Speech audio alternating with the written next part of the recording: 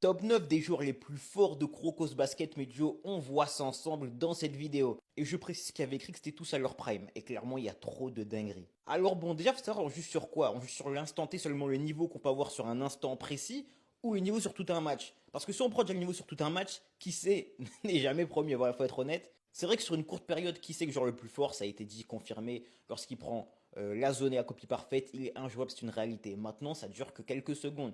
C'est mon joueur préféré, qui sait, hein, mais il n'est pas top, hein. Soit on les prend tous à leur prime et pendant un match complet, Kuroko 9ème, je l'entends, et même il y a des joueurs qui sont plus forts que Kuroko dans Kuroko's basket sur tout un match, faut être tout à fait honnête. Kuroko c'est un très bon role player, c'est une réalité. Maintenant, une fois qu'il est rodave, le joueur est assez moyen, faut dire les termes. Il y a clairement un débat avec Midorima qui est 7ème, parce que Midorima c'est très fort, bête de shoot, tout ça. Maintenant, il rappelle, il ne crée pas son shoot, et quand il est bien défendu, quand il n'a pas un gros passeur à côté non plus, le joueur est bon sans être exceptionnel, quoi. Silver seulement 6ème, c'est une dinguerie de le mettre aussi bas. C'est une dinguerie de le mettre aussi bas. Concrètement, il faut dire les termes. Silver est top 3, top 4 derrière Nash et Akashi. Le seul qui se tape avec lui, c'est Murasaki Bara.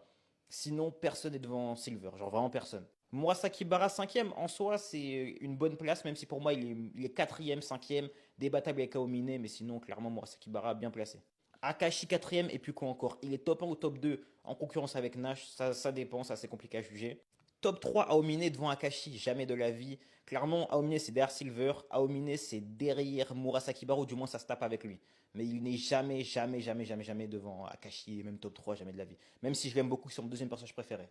Nash top 2 en vrai bien placé, et du coup top 1 aurait dû être Akashi. Qui sait, c'est top 6. Top 6, ouais, top 6 c'est bien. Top 6, top 5, concurrence avec Aomine et Murasaki Bara.